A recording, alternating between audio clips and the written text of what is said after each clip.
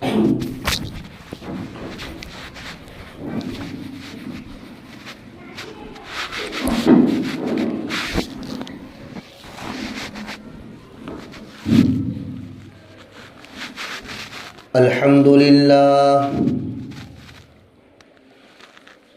لله رب العالمين، والصلاة والسلام على سيد الأنبياء والمرسلين وعلى آله وصحبه أجمعين. أما بعد، فقد قال الله تبارك وتعالى في كلامه المجيد: أعوذ بالله من الشيطان الرجيم، بسم الله الرحمن الرحيم. النبي أولى بالمؤمنين من أنفسهم وأزواجه أمهاتهم. وقال رسول الله صلى الله عليه وسلم: لا يؤمن أحدكم حتى أكون أحب إليه من والده وولده والناس أجمعين، أو كما قال عليه الصلاة والسلام. صدق الله العظيم وصدق رسوله النبي الكريم، ونحن على ذلك لمن الشاهدين والشاكرين، والحمد لله رب العالمين. محترم و مکرم بزرگان دین اور عزیز ساتھیوں،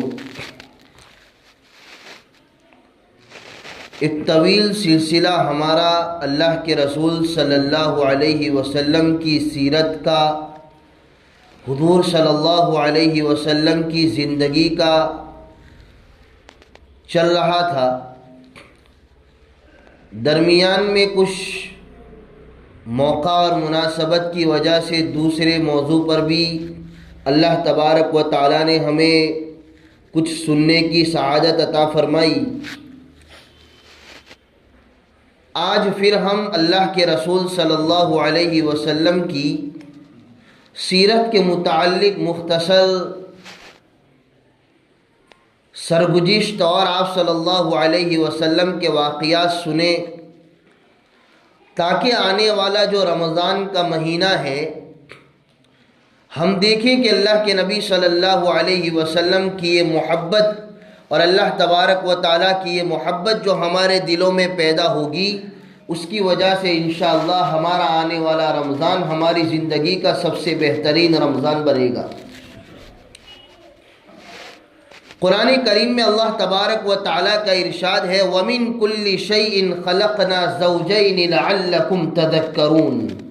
ہر چیز کے اللہ تبارک و تعالیٰ نے دو پہلو بنائے ہیں، مثبت اور منفی، پازیٹیو اور نیگیٹیو۔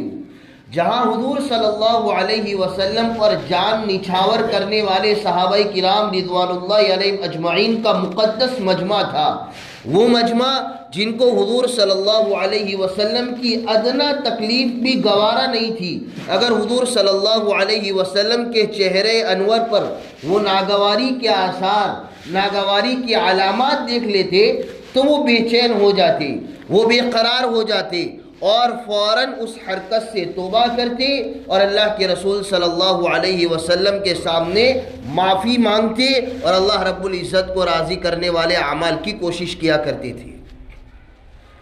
لیکن دوسرا پہلو آج ہم سنتے ہیں کہ حضور صلی اللہ علیہ وسلم کے دشمن بھی ایسے تھے، حضور صلی اللہ علیہ وسلم کے حریف، حضور صلی اللہ علیہ وسلم کے جان لیوا دشمن، جنہوں نے حضور کو تکلیف پہنچانے میں کوئی کمی نہیں رکھی، حضور صلی اللہ علیہ وسلم کو ناکام کرنے کے لیے، حضور کی دعوت کو فیل کرنے کے لیے اور آپ صلی اللہ علیہ وسلم کو ہر اعتبار سے کمزور کرنے کے لیے انہوں نے کیسی جسمانی، ذہنی اور ہر اعتبار سے نبی کریم صلی اللہ علیہ وسلم کو پریشان کیا۔ 3 لوگوں کا نام سر فہرست ہے۔ سب سے پہلے یہ بات دھیان سے سنیں کہ جس طرح اللہ کے رسول صلی اللہ علیہ وسلم اور صحابہ کرام رضوان اللہ علیہم اجمعین کی محبت کا رکھنا ہمارے لیے ضروری ہے، ایسے ہی حضور کے دشمنوں سے، حضور کی شان میں گستاخی کرنے والوں سے نفرت اور بغض رکھنا بھی ضروری ہے۔ یہ ضروری ہے، ایمان کا حصہ ہے یہ۔ تو ان لوگوں کا ہم تذکرہ دیکھیں اور ان لوگوں کے بارے میں سنیں۔ 3 لوگ سر فہرست تھے، جس میں سب سے پہلے تو تھا اس امت کا فرعون ابو جہل۔ اس کی کنیت ابو الحکم تھی، نام اس کا عمرو تھا، عمرو اس کا نام تھا، اس کی کنیت ابو الحکم تھی۔ نبی کریم صلی اللہ علیہ وسلم نے اس کو ابو جہل کی کنیت دی، اس لیے کہ سب سے بڑا جاہل اور سب سے بڑا بے وقوف یہی تھا۔ مسلمانوں کو، صحابہ کو، بہت سارے لوگوں کو اسلام سے روکنے کے لیے جس نے سب سے زیادہ کوشش کی ہو تو وہ یہی ابو جہل تھا۔ آپ غور کیجئے، جب یہ بالکل موت کی دہلیز پر تھا، اب قریب ہے کہ وہ فوراً جو ہے مر جائے گا، حضرت عبداللہ بن مسعود رضی اللہ عنہ اس کے پاس پہنچتے ہیں۔ حضرت عبداللہ ابن مسعود رضی اللہ عنہ کے بارے میں آتا ہے، ایک مرتبہ حضرت عبداللہ ابن مسعود مکہ مکرمہ کے راستے سے گزر رہے تھے، یہی ابو جہل حضرت عبداللہ ابن مسعود کو زور سے ایک کوڑا رسید کرتا ہے۔ حضرت عبداللہ ابن مسعود کے بارے میں آتا ہے، تھوڑے کمزور تھے، پستہ قد کے تھے، کوڑا کھانے کی ضرب نہ لا سکے، طاقت نہیں تھی، برداشت نہ کر سکے، زمین پر گر گئے۔ حضرت عبداللہ بن مسعود رضی اللہ عنہ کو کہنے لگا، یا راعی الغنم، اے بکریوں کے چرواہے، اب تو ہماری برابری کرنے لگا، تو بکریوں کو چرانے والا، ہم مکہ کے سردار رئیس، اب تو ہماری برابری کرے گا۔ جب موت کا وقت آتا ہے، حضرت عبداللہ ابن مسعود رضی اللہ عنہ اس کے پاس پہنچتے ہیں۔ حضرت عبداللہ بن مسعود رضی اللہ عنہ کو وہ کیا کہتا ہے؟ اللہ کے نبی صلی اللہ علیہ وسلم نے فرمایا، فرعون کے بارے میں ہم قرآن کریم میں پڑھتے ہیں، جب اس کی موت کا وقت آیا تو فرعون کہنے لگا میں ایمان لاتا ہوں۔ اس کی موت کا جب وقت آیا تو حضرت جبریل علیہ السلام نے اپنے ہاتھ میں مٹی لی اور اس کے منہ میں مٹی ٹھونسنے لگے کہ کہیں اللہ رب العزت کو اس پر رحم نہ آ جائے۔ فرعون پوری زندگی ربوبیت کا دعویٰ کرنے کے بعد اخیر میں اللہ رب العزت کی وحدانیت کا اقرار کرنے والا، لیکن دوسری طرف ابو جہل عبداللہ ابن مسعود رضی اللہ عنہ جب اس کے پاس پہنچتے ہیں تو وہ کہتا ہے کہ کل تک محمد کی جو نفرت میرے دل میں تھی، آج وہ نفرت اس سے کئی زیادہ ہے۔ نعوذ باللہ من ذالک۔ کل تک محمد کو میں جتنی نفرت کرتا تھا، جتنا ناپسند کرتا تھا، آج وہ نفرت، وہ ناپسندیدگی اپنے عروج پر پہنچ چکی ہے، کل سے زیادہ آج میں نفرت کرتا ہوں۔ اور عبداللہ ابن مسعود سے کہنے لگا کہ میری گردن کو تھوڑا نیچے سے کاٹو تاکہ لوگوں کو معلوم ہو کہ بڑے سردار کی لاش پڑی ہوئی ہے۔ متکبر، یہ ابو جہل۔ دوسرا نام آتا ہے نبی کریم صلی اللہ علیہ وسلم کا چچا کا رشتہ تھا ابو لہب۔ کہنے لگا کہ میرا بھتیجا جو کہتا ہے کہ کل قیامت کے دن عذاب دیا جائے گا، جہنم میں ڈال دیا جائے گا، یہ سزائیں وہ سزائیں، تو میں کل قیامت کے دن میری جو اولاد ہیں اور میرے پاس جو روپیے پیسے ہیں انہیں اللہ تبارک و تعالیٰ کے سامنے پیش کروں گا اور وہ دے کر میں عذاب سے بچ جاؤں گا۔ اللہ رب العزت نے کلام مجید میں فرمایا، ما اغنا عنہ مالہ وما کسب، اس کی ماں، اس کا مال، اس کی اولاد اس کے کچھ کام آنے والی نہیں، کل قیامت کے دن اونھے منہ اس کو جہنم میں ڈال دیا جائے گا۔ یہی ابو لہب، اس کی بیوی تھی ام جمیل، یہ بھی تکلیف پہنچانے میں آگے۔ نبی کریم صلی اللہ علیہ وسلم جب رات کے وقت اپنے گھر پر تشریف لے جاتے تو راستے میں کانٹے بچھایا کرتی تھی، اور رات کا وقت ہوتا، اندھیرے میں نظر نہ آتا، اور پیارے آقا صلی اللہ علیہ وسلم کے پاؤں مبارک خون سے لہو لہان ہو جاتے۔ جب سورہ لہب نازل ہوئی تو چیختی چلاتی آئی۔ نبی کریم صلی اللہ علیہ وسلم حرم میں تشریف فرما تھے۔ حرم میں آپ صلی اللہ علیہ وسلم کے ساتھ حضرت ابو بکر صدیق رضی اللہ عنہ تھے۔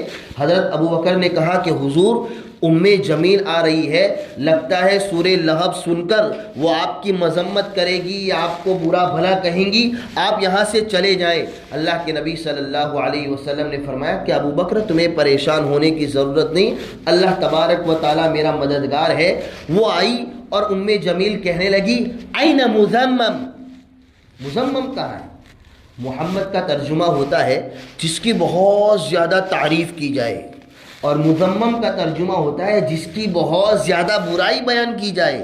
تو وہ حضور صلی اللہ علیہ وسلم کو محمد کے بجائے مذمم کہنے لگی، اور کہنے لگی کہاں ہے مذمم، اور قرآن کریم کی آیتیں سناتا ہے، میری اور میرے شوہر کی جو ہے مذمت کرتا ہے، کہاں ہے؟ اشعار پڑھنے لگی، نبی کریم صلی اللہ علیہ وسلم کی شان اقدس میں گستاخیاں کرنے لگی، لیکن نبی کریم صلی اللہ علیہ وسلم کو اپنی آنکھوں سے دیکھ نہیں سکی۔ حضرت ابوبکر صدیق رضی اللہ عنہ جب وہ چلی گئی تو حضرت ابوبکر نے حضور سے کہا کہ حضور کیا بات ہے وہ آپ کو دیکھ نہیں سکی؟ نبی کریم صلی اللہ علیہ وسلم نے ارشاد فرمایا ایک فرشتہ تھا جس نے میرے اور اس کے درمیان ایک پردہ حائل کر دیا تھا، جس کی وجہ سے وہ مجھے دیکھ نہیں سکی۔ اور ابو بکر تم دیکھتے نہیں کہ وہ تو کسی مذمم کی برائی بیان کر رہی تھی، میرا نام تو محمد ہے، وہ تو کسی مذمم کی برائی بیان کر رہی تھی۔ اللہ تبارک و تعالیٰ نے مجھے اس کی مذمت سے بھی محفوظ رکھا کہ میرا نام تو اللہ تبارک و تعالیٰ نے احمد اور محمد رکھا ہے، میں کوئی مذمم نہیں، لہذا اس کی برائی بیان کرنے سے مجھے کوئی فرق ہونے والا نہیں۔ یہ ابو لہب۔ اور تیسرا بدبخت آدمی تھا عقبہ ابن ابی معیط، بہت زیادہ بدبخت، حضور صلی اللہ علیہ وسلم کو تکلیف پہنچانے میں بہت زیادہ آگے رہنے والا۔ نبی کریم صلی اللہ علیہ وسلم سجدے کی حالت میں تھے، حضور صلی اللہ علیہ وسلم کے گلے مبارک کے اندر جو ہے ایک کپڑا ڈالا، اور کپڑا ڈال کر زور سے کھینچا۔ اگر ہمارا کوئی گلا دبائے تو کیسی دقت اور پریشانی ہوتی ہے۔ نبی کریم صلی اللہ علیہ وسلم کو سجدے کی حالت میں اس طریقے سے زور سے کھینچا کہ حضور صلی اللہ علیہ وسلم کو بہت زیادہ تکلیف ہوئی۔ ایک مرتبہ آپ صلی اللہ علیہ وسلم سجدے کی حالت میں تھے، آیا اور اونٹنی کی جو اوج کی جو جھلی ہوتی ہے وہ نبی کریم صلی اللہ علیہ وسلم کی پشت مبارک پر رکھ دی، اس کا بوجھ اس قدر زیادہ تھا کہ آپ صلی اللہ علیہ وسلم سجدے سے اٹھ نہیں سکے۔ اس کا ایک پکا دوست تھا، عقبہ ابن ابی معیط کا ایک پکا دوست، اسی لیے دنیا میں کہتے ہیں دوستی اچھی لیکن وہ دوستی جو آپ کے ایمان کو خراب کرے، ایسی دوستی کسی کام کی نہیں۔ اس کا ایک دوست تھا، اس کا نام تھا ابی بن خلف۔ ایک مرتبہ یہی عقبہ ابن ابی معیط نے حضور صلی اللہ علیہ وسلم کی خدمت اقدس میں بیٹھ کر کچھ باتیں سنی۔ اس کے دوست کو پتہ چلا، ابی بن خلف پکا مشرک، پکا کافر، حضور کا دشمن، اس کو پتہ چلا تو وہ آ کر کہنے لگا کہ میں نے سنا ہے کہ تم محمد کی مجلس میں گئے تھے اور تم نے ان کا کلام سنا، جب تک تم محمد کے چہرے پر جا کر تھوک نہیں آتے تب تک میں تمہاری دوستی کو توڑتا ہوں۔ وہ بدبخت، وہ منحوس اپنی دوستی کو برقرار رکھنے کے لیے نعوذ باللہ من ذالک نبی کریم صلی اللہ علیہ وسلم کے چہرے اقدس پر تھوکنے کے لیے چلا گیا، اور آپ صلی اللہ علیہ وسلم کے ساتھ یہ گستاخانہ حرکت کی، اور اس کا نتیجہ یہ ہوا کہ اللہ تبارک و تعالیٰ نے اس کو ایمان سے نصیب محروم رکھا۔ کلام مجید میں آیت کریمہ نازل فرمائی، کل قیامت کے دن وہ کہے گا کاش کہ میں کسی کو دوست نہ بناتا۔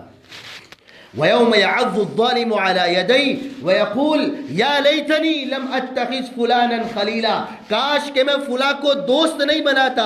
اس کی دوستی کا نتیجہ یہ ہوا کہ میرے پاس نصیحت آئی، میرے پاس قرآن آیا، میرے پاس محمد صلی اللہ علیہ وسلم آئے، لیکن میں نے ان کا انکار کر دیا، اور آج ہمیشہ ہمیشہ کی زندگی میں مجھے جہنم کے حوالے کر دیا گیا۔ ابھی اور سارے بہت سے نام ہیں، ان کے متعلق انشاءاللہ بعد میں گفتگو ہوگی، لیکن مختصراً آپ کے سامنے یہ عرض کرنا چاہوں گا کہ یہ جو دشمنان اسلام ہیں، انہوں نے ہمارے آقا صلی اللہ علیہ وسلم کو کتنی تکلیفیں دی۔ ہمارے پیارے آقا حضرت محمد صلی اللہ علیہ وسلم کا جینا دوبھر کر دیا، مشکل کر دیا، بہت زیادہ ستایا۔ آقا کے پیر مبارک لہو لہان ہو گئے۔ حضور صلی اللہ علیہ وسلم کو آپ کی جو صحابزادیاں تھیں، لڑکیاں تھیں، حضور کو تکلیف پہنچانے کے لیے ان کو طلاقیں دی گئی، اتنی زیادہ تکلیف۔ اور ہمارا معاملہ حضور صلی اللہ علیہ وسلم کے ساتھ کیا ہے کہ ہم نمازوں میں غفلت کرتے ہیں۔ ہمارا معاملہ حضور صلی اللہ علیہ وسلم کے ساتھ یہ ہے کہ ہم اپنی داڑھی تراشتے ہیں۔ ہمارا معاملہ حضور صلی اللہ علیہ وسلم کے ساتھ یہ ہے کہ صرف رمضان کے آنے پر ہم قرآن کی تلاوت کرتے ہیں۔ سوچیں، اپنے گریبان میں جھانکے، اپنا جائزہ لے، یہ آنکھیں بند ہو جائے گی، نبی کریم صلی اللہ علیہ وسلم حوض کوثر پر جام پلا رہے ہوں گے۔ کہیں ایسا نہ ہو میرے بھائیوں، کہیں ایسا نہ ہو کہ حضور صلی اللہ علیہ وسلم ہمیں پہچاننے سے انکار کر دے کہ یہ میرا امتی نہیں ہو سکتا، اس کے چہرے پر داڑھی نہیں، یہ میری سنت کی اتباع کرنے والا نہیں تھا، یہ قرآن کریم کو چھوڑنے والا آدمی تھا۔ ہم ایسے نہ بنے، اپنے آپ کا جائزہ لیں، ابھی کافی وقت ہے، ابھی زندگی باقی ہے، توبہ کر لیں، آنے والے رمضان کے مہینے کو بہتر بنائیں، سب سے اچھا رمضان بنائیں۔ بازاروں کو آباد نہ کریں، بازاروں میں بیٹھنے سے احتراز کریں، اگر نیند آتی ہے اپنے گھر میں سو جائیں، قرآن کی تلاوت کریں، ذکر و اذکار کریں، روزوں کا اہتمام کریں۔ بہت سارے نوجوانوں کو دیکھا گیا، ہٹے کٹے ہیں، طاقت ہے، اتنا آسان روزہ ہے، کھانے پینے سے تھوڑی دیر کے لیے رک جانا ہے، لیکن ان سے یہ بھی برداشت نہیں ہوتا اور اللہ کے اس حکم پر عمل کرنے سے وہ عاجز نظر آ رہے ہیں۔ ارے میرے بھائیو، اللہ رب العزت پورے سال کھلا رہے ہیں، پلا رہے ہیں، کپڑے دے رہے ہیں، خوبصورت چہرہ دیا، اولاد دی، والدین دیے، کیا کچھ نہیں دیا؟ کیا ہم میں سے ایک بھی نعمت کا مستحق تھا؟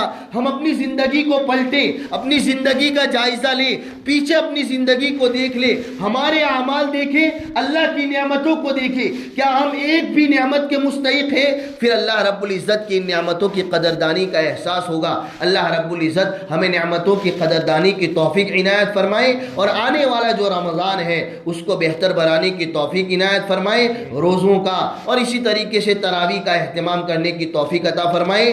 آمین۔ وآخر دعوانا الحمدللہ رب العالمین۔